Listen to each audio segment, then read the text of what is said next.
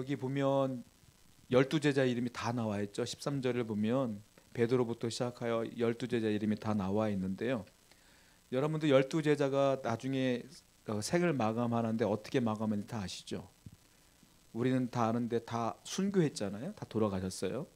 다 예수님의 복음을 증거하다가 다 돌아가셨어요. 그런데 우리는 그렇게 알고 있잖아요. 여러분도 그렇게 알고 있고 저도 그렇게 알고 있고 다 순교했구나라고 알고 있어요. 그리고 심지어 뭐 베드로는 거꾸로 십자가에 죽었더라 뭐 이런 것도 다 알고 있는데, 근데 사실 베드로가 어떻게 죽었는지 성경에 나와 있지 않아요.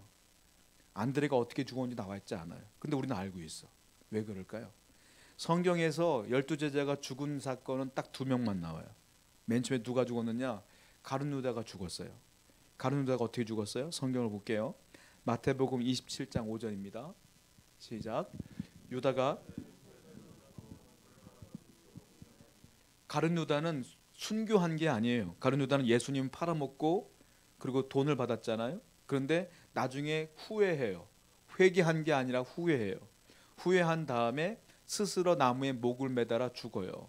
그리고 나중에 떨어졌는데 배가 터져 창자가 다 드러나죠. 비참하게 죽습니다. 예수님을 팔아먹은 대가가 이거야. 한마디로 말하면 차라리 태어나지 않는 게 나을 뻔할 정도로 아주 비참하게 생을 마감하게 됩니다. 가룟 유다는 이렇게 죽은 거 알아요. 또 한 명이 성경에 나와요. 어떻게 죽었는지. 야고보가 나와요. 야고보. 예수님의 제자 가운데 야고보가 어떻게 나오냐면, 자, 성경을 볼게요. 사도행전 12장 2절입니다. 시작. 요한의 형제 야고보를 칼로 죽이니. 누가 죽였느냐? 헤롯이 죽였어요. 헤롯이 야고보를 칼로 죽였어요. 그러니까 야고보는 순교당한 겁니다. 예수님의 제자 야고보는 순교당했어요. 딱 이 두 사람만 나와요. 12제자 가운데 성경에서 죽은 사람들 12제자의 마지막 삶은 이 가룟 유다와 야고보만 나와요. 그런데 어떻게 우리가 베드로가 어떻게 죽었는지 알고 이걸 어떻게 알까요? 이건 성경에 나와 있지는 않아요. 어떻게 나와 있냐면은 유세비우스라고 하는 예전에 역사학자가 있어요. 이분은 교회사라는 책을 썼는데요. 이분이 주후 260년에서 340년 동안 사신 분인데, 유세비우스의 교회사에 보면 12제자의 행적이 나와 있습니다. 그리고 그 12제자의 마지막 삶이 나와 있어요. 그래서 모든 신학자와 목사님들은 유세비우스에 나와 있는 이 교회사에 나와 있는 제자의 행적을 갖고 우리가 이렇게 살다가 순교했다라고 얘기하는 것이지, 성경에는 이분들의 삶이 나와 있지는 않아요. 그러면 이 유세비우스의 교회사에 나와 있는 제자들 가운데 한 명 한 명을 어떻게 삶을 마감했는가를 한번 잠깐 살펴볼게요. 먼저 베드로 같은 경우는요, 그 교회사에 보면 어떻게 나와 있느냐면, 베드로가 로마에서 복음을 전합니다. 로마에서 복음을 증거하다가 로마에서 핍박이 너무 강하다 보니까 로마에서 도망 나와요. 베드로가 복음을 증거하다가 도망 나와요. 도망 나오다가 부활하신 예수님을 만나요. 베드로가. 그리고 예수님을 보고 베드로가 뭐라고 말하냐면 유명한 말을 하죠. 쿠아바디스 도미네, 이렇게 말해요. 쿠아바디스 도미네가 무슨 뜻이냐면 주여 어디로 가시나이까, 이런 뜻이거든요. 베드로가 부활하신 예수님을 만나요. 근데 예수님이 베드로한테 눈길도 주지 않고 어디로 가시는 거야. 그러니까 베드로가 쿠아바디스 도미네, 주여 어디로 가십니까? 라고 물었어요. 그러니까 예수님께서 베드로를 빤히 보시면서 뭐라고 말하냐면, 네가 떠나온 로마로 내가 다시 들어간다. 복음을 증거하기 위해서. 이렇게 얘기를 하셔요. 그래서 베드로가 그때 깨닫고 회개하며 다시 로마로 들어가서 베드로가 로마에서 순교당해요. 그때 베드로가 순교당하는데 어떻게 순교당하느냐 하면, 십자가에 달리는데 베드로가 이렇게 얘기해요. 나는 우리 예수님처럼 똑바로 십자가에 못 달리겠다. 나를 거꾸로 달려달라. 그래서 베드로를 십자가에 달아놓고 거꾸로 달려서 죽여요. 그 베드로가 훨씬 더 빨리 죽겠죠. 그러니까 피가 거꾸로 솟으니까.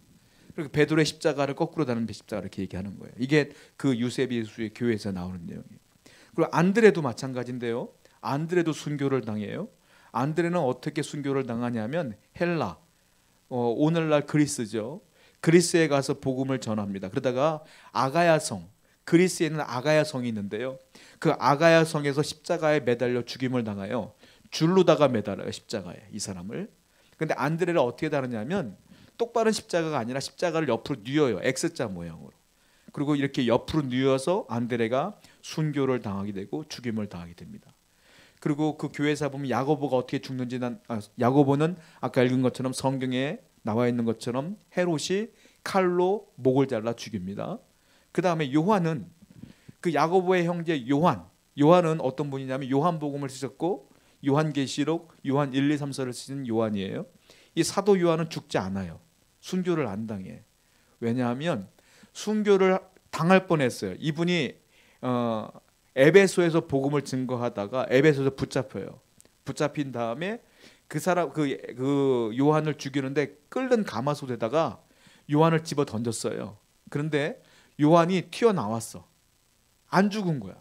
그러니까 사람들이 두려워하면서 이 사람은 죽일 수 없는 사람이다 라고 하면서 차라리 유배를 보내자 해서 반모섬으로 유배를 보내요. 그러니까 반모섬에 유배를 가서 거기서 환상을 보면서 쓴 책이 요한계시록이에요. 거기서 천수를 누리다가 돌아가신 거죠. 그러니까 자연사하신 거예요. 반모섬에서. 순교를 당하지 않았지만 순교자 못지않게 하나님의 복음을 위해 살다 가신 분이 요한이다 라고 보시면 돼요. 그리고 예수님의 제자 가운데 빌립이 나오는데 빌립은 소아시아 부르기아에 가서 복음을 전하다가 기둥에 매달립니다. 매달려갖고 찢겨요. 온몸이 찢겨. 뜯어진다고 말하죠. 찢겨서 돌아가죠. 아주 고통스럽게. 그렇게 빌립은 순교를 당하십니다. 그리고 바돌로메라고 하는 제자가 있는데 제가 저번에 말씀드린 것처럼 바돌로메 또 다른 이름이 있는데 나다나엘. 빌립이 전도한 분이에요. 이 바돌로메는 어떻게 돌아가시냐면 아르메니아라는 곳에 터키 지방에 있는 아르메니아에 가서 복음을 전하다가 잡혀요. 그리고 수없이 매질을 당합니다. 바돌로메는 매질을 당한 다음에 십자가에 베드로처럼 거꾸로 매달려 죽여요. 그래서 바돌로메도 순교를 당한다. 그리고 우리가 잘 아는 의심 많은 도마라고 불려지는 도마도 순교를 당하는데 도마는 인도에 가요. 인도에 가서 복음을 전하다가 군인들이 창을 던졌는데 그 창이 온몸을 뚫고 나가서 돌아가시게 돼요. 순교를 당하시게 됩니다. 그리고 마태, 예수님이 제자 가운데 마태가 있죠. 마태는 이디오피아로 가요. 아프리카 이디오피아로 가서 복음을 전하다가 잡혔는데 이 마태를 잡아다가 질질 끌고 가요. 사람들이 질질 끌고 가다가 죽을 줄 알았는데 죽지 않고 끌려가면서도 살까지 다 까지면서도 복음을 전해. 마태는 그 끌려가면서도 그러다가 결국 칼로다가 목을 딱 베서 돌아가시게 됩니다. 그리고 예수님이 제자 가운데 별로 유명하지는 않지만 알페오의 아들 야고보가 있어요. 알페오의 아들 야고보, 작은 야고보라고 불리는 분인데 알페오의 아들 야고보는 군중들이 하도 때려갖고 거진 시체가 됐어. 이분이 거의 뭐 눈도 못 뜰 정도로. 근데 이분을 끌고 어디로 가냐면 성전 꼭대기로 올라가 사람들이. 그걸 성전 꼭대기에 던져버렸어요. 그래가지고 이 작은 알페오의 아들 야고보도 거기서 순교를 당하게 됩니다. 그리고 셀로신이라고 하는 시몬이 있어요. 이분도 전도를 한 뒤에 유대로 돌아가서 전도를 하던 중에 군인이 화살을 쐈거든요. 그 화살을 맞아서 돌아가시게 돼요. 그리고 유다가 있는데 아까 말씀드린 가룟 유다 말고 또 다른 유다가 있어요. 예수님 제자 가운데. 본문 13절을 보게 되면은 아까 읽은 말씀 본문을 보시면 뭐라고 나옵니까? 야고보의 아들 유다 이렇게 나오죠. 그분이에요. 그 야고보의 아들 유다는 어떻게 돌아가시냐면 페르시아에 가서 복음을 전도하다가 활에 맞아 돌아가시게 돼요. 이분도. 자, 예수님의 제자는 가룟 유다는 자살했고 사도 요한은 하나님의 뜻이 있기 때문에 순교를 안 당하시고 요한계시록을 써야 되기 때문에 안 돌아가신 거예요. 나머지는 다 순교당했어.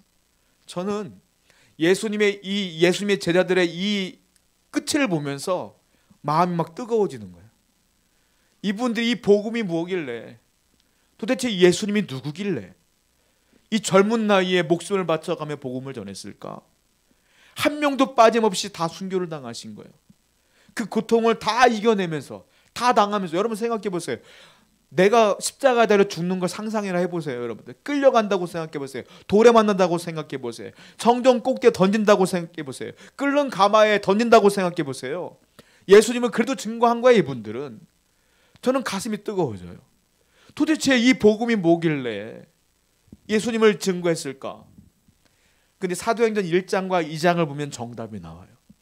왜냐하면 이 예수님의 제자들은 다 비겁한 분이었거든. 원래 우리가 알다시피 예수님이 십자가에 달려 돌아가실 때 다 도망갔던 분이에요. 그런데 어떻게 이 이후에는 다 순교당했느냐? 사도행전 1장과 2장 사이에 어떤 사건이 벌어지기 때문에 그 사건 때문에 그들이 변화되었다라는 것이죠. 자, 마태복음 14장 31절을 보면 베드로가 얼마나 비겁한지가 나오죠. 한번 성경을 볼게요. 읽어봅니다. 시작. 베드로가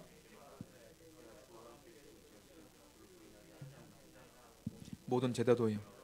베드로뿐만이 아니라 모든 제자도 주님 배반하지 않을 거예요 라고 말했지만 베드로는 알다시피 다 굴기 전에 3번 부인했고 베드로는 그나마 양반이에요.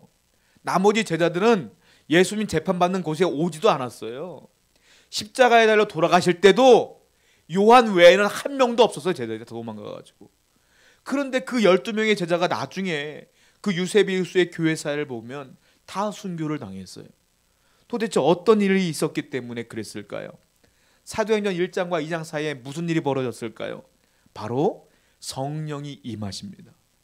성령이 임하셨고 그 모든 사람에게 성령이 임하셨고 그 성령을 통하여 변화된 거예요. 그러니까 한마디로 말하면 제가 설명하고 싶은 것은 뭐냐면 그들의 의지로 변한 게 아니라 하나님의 은혜로 변한 것이며 그들이 하고 싶어서 한 게 아니라 성령의 강권하심으로 그렇게 복음을 증거한 것이다.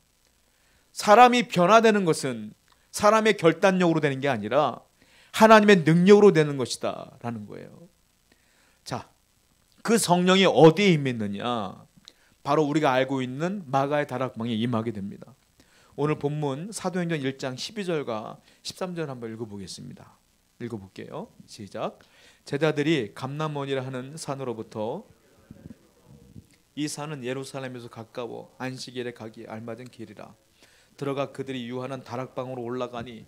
자, 사도행전 1장 12절과 13절이잖아요. 사도행전 1장 그 앞절 6절부터 8절에 어떤 유명한 이야기가 있어요. 어떤 이야기냐면 예수님이 부활하신 다음에 온 제자들에게 다 보이셔요. 보이신 뒤에 승천하실 거예요. 하늘로 올라가시면서 마지막으로 제자들에게 이야기하신 게 있어요. 그게 유명한 말씀이죠. 한번 읽어볼까요? 사도행전 1장 6절부터 8절입니다. 시작. 그들이 모였을 때에 예수께 여짜오 이르되 주께서 이스라엘 나라를 회복하심이 이때니까 하니 이르시되 때와 시기는 아버지께서 자기의 권한에 두셨으니 너희가 알 바 아니요 오직 성령이 너희에게 임하시면 너희가 권능을 받고 예루살렘과 온 유대와 사마리아와 땅끝까지 이르러 내 증인이 되리라 하시니라.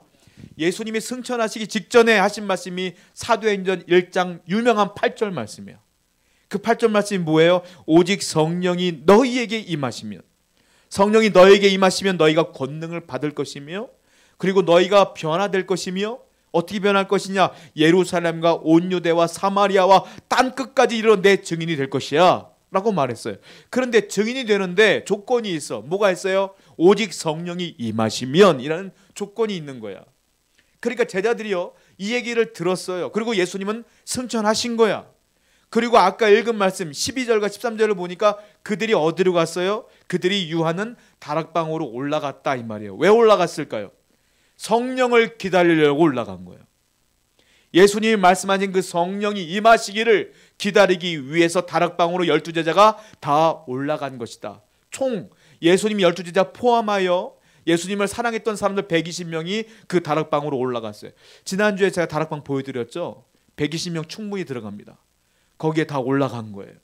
예수님이 성령을 주신다고 했으니까 그걸 기다리려고 올라간 것이다. 그런데 우리가 한글 성경은 아까 13절을 보면 들어가 그들이 유하는 다락방으로 올라간 이렇게 표현이 되어 있잖아요. 그런데 원문을 보면 헬라어를 보면 정관사가 붙어 있어요. 그 다락방에. 그 영어는 이 정관사를 놓치지 않고 그대로 해석을 했어. 영어 성경도 정관사가 붙어 있어요. 더 upper room 이렇게 써 있어요. 더가 붙어 있어. 그러니까 이게 무슨 말이냐면 다락방을 얘기할 때 어떻게 말하냐면 야 그거 있잖아. 다들 그 다락방으로 와 이 말이야. 그 다락방이라는 뜻이야. 일반적인 다락방이 아니라 그 다락방. 그 다락방으로 와. 우리가 볼 땐 모르겠지만 그 사람들은 알아. 야 거기 있잖아. 그 다락방으로 와. 그러면 사람들이 알아. 거기 예수님과 만찬했던데. 거기 예수님이 부활하신 뒤에 우리 만났던 곳. 도마가 의심했던 곳. 거기가 어딘 줄 알아요 사람들이. 그래서 바로 수많은 다락방 중에 하나가 아니라 바로 주님이 임하셨던 그 다락방으로 와. 왜? 성령이 오신다는데 아무에게나 오시는 게 아니라 바로 거기에 오실 것 같은 거야. 예수님과 함께 만찬했던 곳, 예수님이 부활해서 우리 만났던 곳, 거기로 오실 것 같은 거야. 그래서 거기로 온 거예요. 사람들이 그 다락방으로 모이게 된 것이다. 자, 그렇다면 우리가 알다시피 사도행전 2장을 보면 그 마가의 다락방에 성령이 임하시게 돼요. 그리고 성령을 받은 제자들은 우리가 아까 말씀드린 것처럼 순교자로 다 변화되게 돼요. 결론은 뭐냐? 그들이 변화된 건 성령 때문이다. 하나님의 은혜 때문이다라는 거예요. 그런데 그들이 변화되는 과정이 있을 거 아니에요.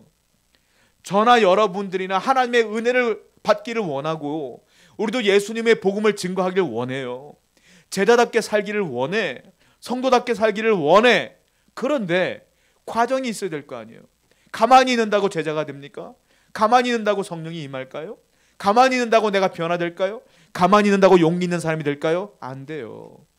그럼 제자들이 한 일이 뭐겠어요? 첫 번째, 사도행전 1장 14절 말씀 읽어보겠습니다. 시작. 여자들과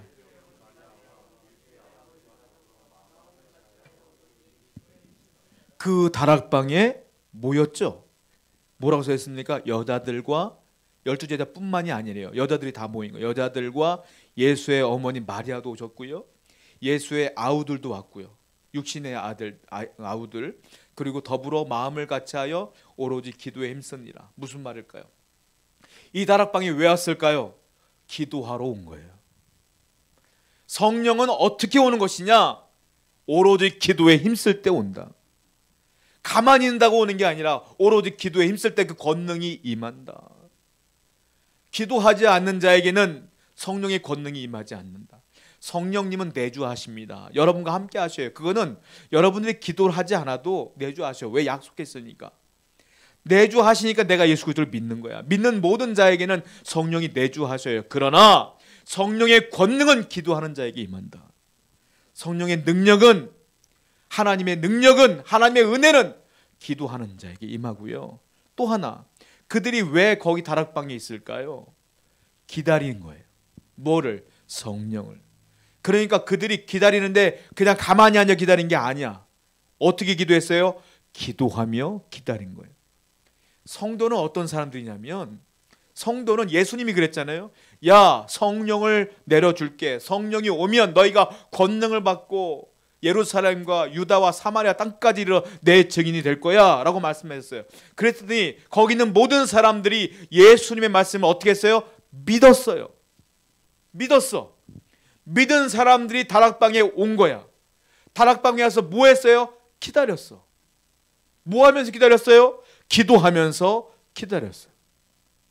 여러분, 성도는 어떤 사람일까요? 제자는 어떤 사람일까요? 제자와 성도는 예수님의 말씀을 믿어야 돼요. 성경이 써 있는 대로 믿어야 돼. 내 현실은 고통스럽지. 내 현실은 불가능해 보이죠. 내 현실은 어려워 보이죠. 그래도 성경에 내가 너 사랑한다, 내가 너 도와줄게 라고 했으면 믿어야 돼. 그게 성도였기에 제자야. 그럼 어떻게 돼요? 믿었으면 어떻게 해야 돼? 기다려야지. 기다려야 돼요. 믿었으면. 내가 뭘 한다고 되는 게 아니야. 기다려야지. 그럼 가만히 기다리면 돼요? 아니요. 마귀는 여러분들이 기도하지 못하도록 만들어. 우리는 어떻게 기다려야 돼요? 오로지 기도에 힘쓰니라. 기도하며 기다리는 거예요. 여러분, 사람은요, 살다 보면 이런 일 저런 일 많이 만나요. 그래도 믿음이라는 게 얼마나 위대합니까? 신앙이 얼마나 위대해요. 우리는 예수님의 말씀을 믿습니다. 믿기 때문에 기다리는 거예요. 근데 어떻게 기다릴까요? 기도하시는 거예요. 마귀는 그래서 여러분들이 기도하는 걸 싫어하기 때문에 시험을 들게 하고 기도하지 못하도록 분주하게 만드는 거예요. 여러분, 사람들의 공통점이 있어요. 어려움을 만나죠. 힘든 일을 만나죠. 공통점이 있어요. 10,000가지 생각이 나. 50,000가지 생각이 나. 힘들면. 고통이 있으면 아침에 일어나잖아요. 별의별 생각이 다 나. 그게 힘든 사람의 특징이야. 어려움을 만나면 내가 차분하려고 해도 가만히 있질 못해. 마음이 별의별 생각이 다 나. 그런데 성도는, 제자는 별의별 생각이 나는 건 아무 유익이 안 돼요. 우리는 어떻게 돼요? 기다려야 돼. 하나님 말씀을 믿는다면 기다려야 돼. 오만 가지 생각을 하며 기다리는 게 아니야. 어떻게 해야 돼요? 오로지 기도하며 기다려야 돼. 기도하기 힘들어도 기도해야 될 줄 믿습니다. 그게 성도예요. 이분들이 변화된 첫 번째 원인은 뭐냐? 성령의 하나님의 말씀을 믿었기 때문에, 그리고 오로지 기도에 힘썼기 때문에 성령이 임하셨다. 오늘 여러분에게도 이와 같은 놀라운 은혜가 있을 줄로 믿습니다. 힘들고 어려웠지만 오늘 다시 한번 기도하세요. 기도하실 때 그 성령의 권능이 다시 임하게 될 줄로 믿습니다. 두 번째, 이 다락방, 이 성령이 임한 다락방이 어떤 곳이냐면 하나님의 귀한 일꾼을 세운 곳이에요. 이 다락방은. 자, 어떤 일이 벌어졌습니까? 예수님의 제자 가운데 한 명이 낙방했어요. 누구예요? 가룟유다죠. 가룟유다는 예수님의 제자에서 낙방했어. 그래서 제자로 취지않아 이제. 근데 11명의 제자가 남은 거야. 그런데 성도들끼리, 제자들끼리 얘기해요. 그래도 한 분이 있어야 되지 않겠습니까? 이스라엘 12지파고 우리 제자도 12명이 딱 있는 게 좋은데 예수님도 12명을 세웠으니까 한 명이 부족하네요. 한 명을 세워야 되겠죠 라고 제자들끼리도 의논을 했더니, 그래, 한 명을 더 세우자, 사도를 한 명을 더 세우자 라고 했어요. 그래서 어떻게 합니까? 선출하는 게 아니야. 제비를 뽑아요. 하나님 앞에 제비를 뽑아서 누가 뽑히느냐? 마띠아라는 사람이 뽑혀요. 그 마띠아도 예수님의 제자가 되는 거예요. 사도가 됩니다. 아마 마띠아는 12제자 안에 들어오지 못했지만 예수님을 따랐던 수많은 사람들 가운데에 12제자의 버금가는 위대한 사람이었던 것 같아요. 대단한 믿음이 있었던 사람인 것 같아요. 그래서 많은 후보 중에 마띠아를 추천해서 마띠아를 제비를 뽑았어요. 그리고 유세비우스의 교회사에 보면 마띠아에 대한 기록도 나와 있어요. 마띠아는 어떻게 됐냐면, 마띠아 이 사도도 이디오피아로 갑니다. 똑같이 마띠아처럼 이디오피아로 가서 거기서 복음을 증거하다가 이분은 돌에 맞아 순교해요. 사람들이 복음을 전하지 말라고 돌을 막 던져갖고 돌에 맞아서 돌아가셨어요. 순교해서. 놀라운 건 뭔지 아십니까? 마띠아는 사도행전 2장면에서 뽑히는 것 외에는 성경 어느 곳에서 나오지 않아요. 그런데 12사도 안에 들어가 있어. 이게 무슨 말이냐? 영화로 말하면 이분은 마치 엑스트라 같은 거예요. 주인공 같지가 않아. 뽑혔다, 마띠아를 뽑았다라고 끝. 이 순교하신 이 내용도 성경에 나와 있지 않고 아까 말씀드렸던 그 교회사라고 하는 그 역사책에 나와 있지, 이분은 성경에 딱 여기 뽑힌 것만 나와 있어. 자, 세상의 기준으로 보자면 마띠아는 어떤 사람이냐면 볼품없는 사람, 세상의 기준과 맞지 않는 사람이에요. 유명하다면 베드로처럼 바울처럼 막 등장을 해야 될 텐데 나오지 않아. 그런데 놀라운 건 예수님의 제자에 들어갔어. 그리고 거기서 끝나지 않고 순교까지 했어. 제자의 삶을 살았어. 무슨 이야기일까요? 하나님 보시기에 마띠아는 위대한 사람이었어. 이분은 복음을 위해 살았던 분이에요. 내 목숨을 다하여 복음을 증거하다가 이디오피아까지 가서 복음을 증거하다 돌에 맞아 돌아가셨어. 세상의 기준으로 볼 때는 나와 있지도 않고 누군지도 몰라. 그러나 하나님 나라에 볼 때는 위대한 사도였다. 예수님의 제자 성도는 어떤 사람일까요? 유명한 사람, 세상의 기준에 맞는 사람? 아니에요. 여러분, 태어날 때부터 금수저가 있죠. 태어날 때부터 부잣집에 태어난 사람이 있어요. 태어날 때부터 권력자의 밑에서 태어난 사람이 있어. 제가 예전에 뉴스를 봤는데 청담동에 어떤 유명한 빌딩이 있는데 그 소유주가 7살짜리더라고. 대단하죠. 걔는 태어날 때부터 건물주야. 걔는. 하나님께서는 그런 사람을 쓰는 게 아니요. 여러분들이 볼 때 나는 저 사람보다 부족한데, 저 사람보다 가진 게 없는데 라고 해서 하나님은 여러분들 그거 안 본다고. 뭐 보느냐? 네가 그럼에도 불구하고 복음을 위해 사니? 네가 그럼에도 불구하고 복음을 전도하며 살 거야? 네가 거기에 신경 쓰지 아니하며 나를 위해 헌신하며 살 거니? 그럼 내가 너를 기억할게. 그리고 제자가 되는 거예요. 마띠아는 그 어떤 사람도 알아주지 않아도요, 주님을 위해 복음을 증거하다가 순교하신 분이에요. 이게 우리가 추구해야 될 삶이다. 여러분, 세상에 가지고 있는 것이 완벽한 사람이 어디 있겠어요? 다 부족하고 힘들어요. 그래도 우리는 성도로서, 주님의 제자로서 정말로 주님을 바라보며 세상의 기준이 아니라 주님의 기준에 맞는 사람이 되기 위해 충성하고 봉사하며 복음 위에 살아야 될 줄로 믿습니다. 그래야 주님께서 원하신다. 자, 그런데요, 주님의 기준은 좀 달라요. 성경을 볼게요. 마태복음 5장 10절부터 12절 한번 읽어보겠습니다. 시작. 의를 위하여